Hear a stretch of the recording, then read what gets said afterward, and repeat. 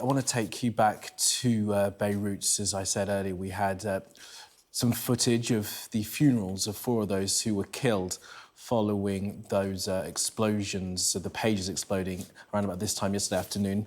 There's been reports of more communication devices exploding in Beirut. Let's bring in our special correspondent, Alex Crawford, right now, who is in the city for us. Alex, fantastic to have you with us. Where are we with this situation right now? It is reported that more communication devices have exploded, this time perhaps walkie-talkies. What can you tell us?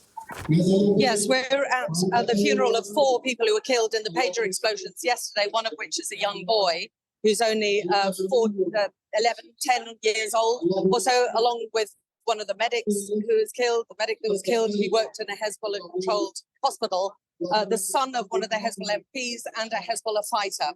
The area is in the southern suburbs of Beirut. It's a very strong Hezbollah loyalist stronghold, if you like. But there are clearly lots of people here who are just mourning the deaths and what happened yesterday. There are hundreds and hundreds of people here, including many women. You can probably see them behind me on the steps, and children. People have come with their children and families.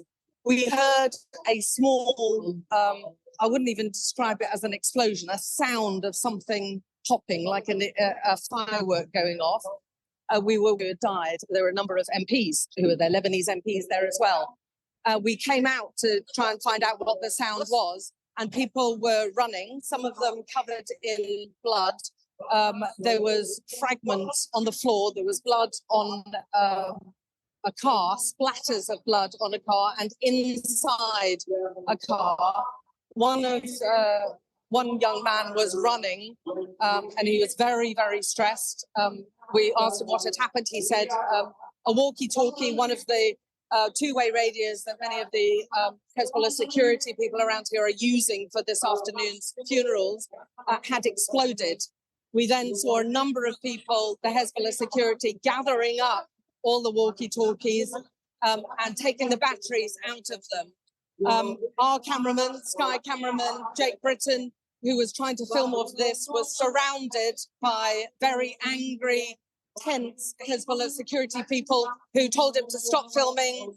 They were very angry. The situation here is obviously very tense. The funeral is still going ahead.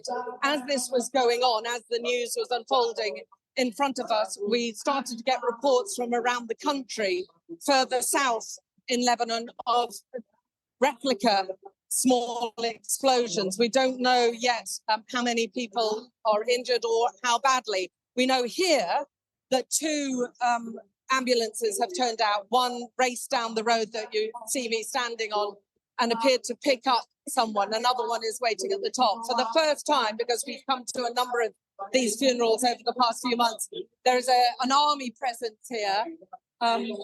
And the coffins are just coming down here. There's an army presence here with a couple of personnel carriers stationed along the route.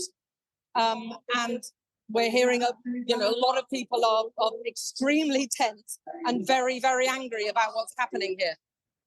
Yes, and Alex, look, as we're talking and looking at these pictures of that scene, we can see people gathered there for that funeral. Just an update on those walkie-talkies that we think this time have exploded. It is reported, security sources being quoted as saying that these walkie-talkies were purchased at around about the same time as those pagers were purchased. And I guess that would be fitting with what had been reported this morning and yesterday, saying that, Hezbollah had been told to stop using mobile phones and had been told to start using more analog, if we can describe them as such, devices to stop their GPS signals being tracked. But I guess if the reporting is right, that would not have stopped them being targeted in this way.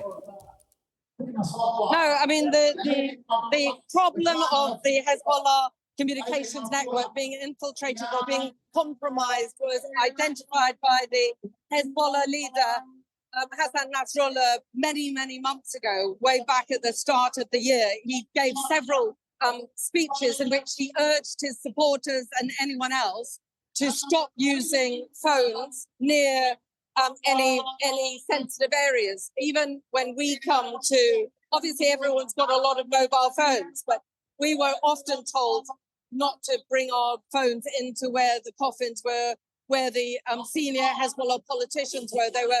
They were very, very sensitive.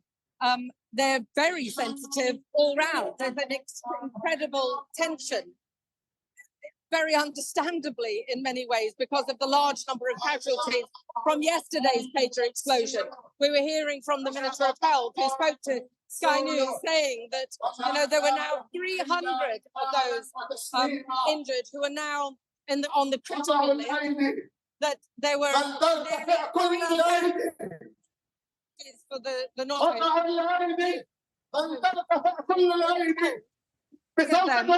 Have suffered life-changing injuries. Many have lost their sight, many have lost limbs.